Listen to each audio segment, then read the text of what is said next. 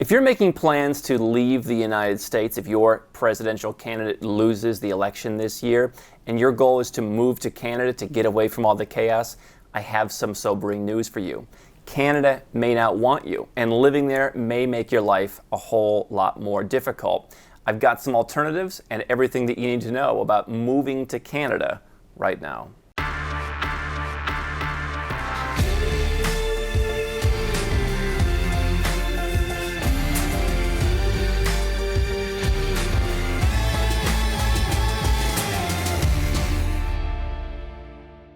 Hi, I'm Andrew Henderson. I'm the author of the book Nomad Capitalist, available on Amazon, and we help successful entrepreneurs and investors here move overseas along with their businesses to lower their taxes, have a better quality of life, and these days get away from the chaos in places like the United States. And so I wanted to weigh in on this idea that goes around every election cycle about how someone's going to move to Canada if their guy doesn't win. It does seem certainly to come more from the left, but I hear people on all sides of the political spectrum threatening to leave the country. Most never do, and I can say from experience that whether it's Brexit or whether it's Trump winning in 2016, we get a flood of people coming to us anytime something crazy happens in politics. And most of those people, almost none of them, actually follow through. You know, my perspective on this is, if you think that your country is so bad because the taxes are too high, the culture isn't what you want, the people that are around you are voting for candidates you don't like, you know, to me, it's only a matter of time before it gets worse and worse and worse. From my perspective, I left the United States because I felt the culture is we're going to take more and more and more of successful people's money. But you could have a different perspective. You could say, hey, it's getting worse for people like me, right? Whether you're a business owner or whether you're, you some other perspective. And so, I wouldn't let one election dictate where I'm going to live. I would look at the culture, the country, the economy over the next 10 years, 20 years. Where do you think it's going to be? And decide if I wanted to be there and make plans rather than knee-jerk, let me just move to Canada. But here's the first thing to think about. If you are employed, if you have a job, obviously in the year 2020, remote work is a much bigger thing than it ever has been before, and so your boss may not care where it is that you're working. However, I have someone that I'm working with right now where he is working for the company that bought out his company, and there is a list of places he's not allowed to go and work from. One of them is Canada, and I explained to him it's because he could possibly trap his company into what's called a tax nexus in Canada, where if they have people working for them in Canada, now they've got to go and deal with taxes in Canada. And so if you run your own business, moving to Canada will cause similar confusion, right? I mean, Canada is not exactly a low tax country, and if you go and live there and become a tax resident of the country, then there could be implications not only for you, but for your company.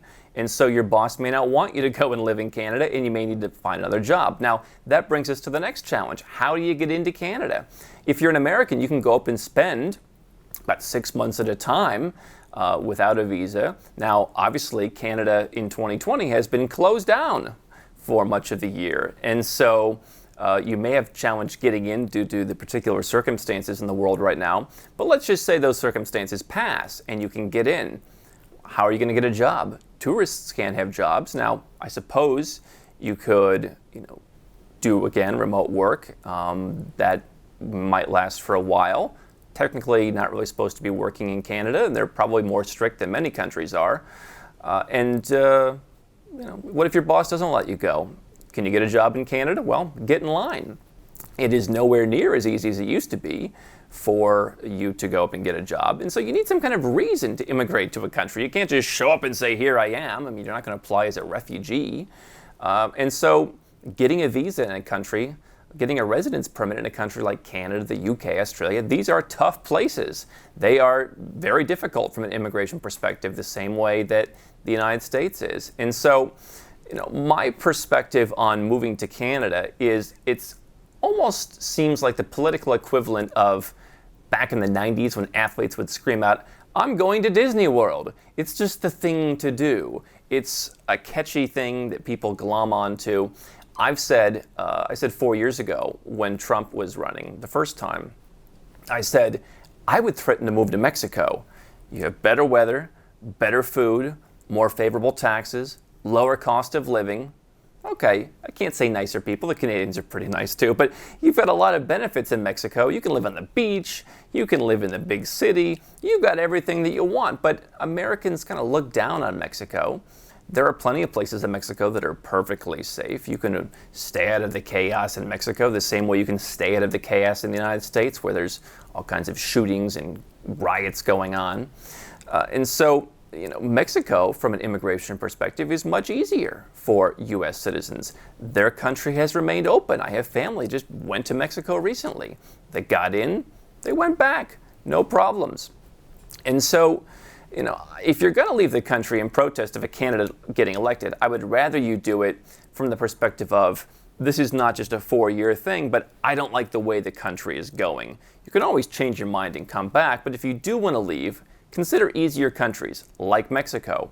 If you need that level of Western sophistication and you can't stand to go to a country that doesn't look exactly like the one you're from, then certainly some countries in the EU offer things like freelancer visas. So countries like France and Spain, if you can prove a relatively nominal amount of income, you can get in there. Now, we don't generally use those for our clientele because in order to keep that visa going, you need to live there long enough to pay taxes in their country. And if you're a U.S. citizen, you've got to report your worldwide income. And so any country that you're living and paying taxes in, now you've got 2 sets of taxes, and they don't always go that well together. So living in a high-tax country as an American can sometimes cause problems. Even Canada, there are dual American-Canadian citizens who often give up their U.S. citizenship because it's just too complicated. Even though the countries are neighbors, their tax codes don't always play nice. So that's something to keep in mind. But if you don't mind going through the tax complications, if you've got a relatively simple tax return, let's say as an employee, then go and get a freelance visa. Other countries are opening up digital nomad visas. Go there for a year. Go to Barbados, for example. So there are other countries that will be willing to take you. Canada probably wouldn't be first on my list, not only for practical reasons, but just for quality of life reasons. And so there are a lot of places, whether it's in Europe, whether it's in the Caribbean, whether it's in Mexico, whether it's anywhere else in the world, where you can go and live. Or heck, you could just become a nomad and travel around the world and have no home. That's okay for an American. But if you plan on moving to Canada, probably think through all the immigration and tax ramifications. It's not going to be as easy as you think. How can Nomad Capitalist help you? 4 ways. Number 1, subscribe to our channel and click the notification bell to make sure you get our new video every day. Number 2, get a copy of Nomad Capitalist, the book. You'll learn a lot of my personal experiences over a dozen years of studying this stuff, as well as exactly some of the strategies that you can use to build your Nomad Capitalist plan. Number 3, if you're not sure where to start, but you want to come and learn from my team and I, you want to come and mingle with like-minded people, learn more about our live conference, Nomad Capitalist Live. It's coming up soon. And number 4, if you want some help right now because you've got a burning issue, you need something solved, you want to lower your taxes, get a second passport, or build the Nomad Capitalist lifestyle of your dreams, go to nomadcapitalist.com and click on Become a Client.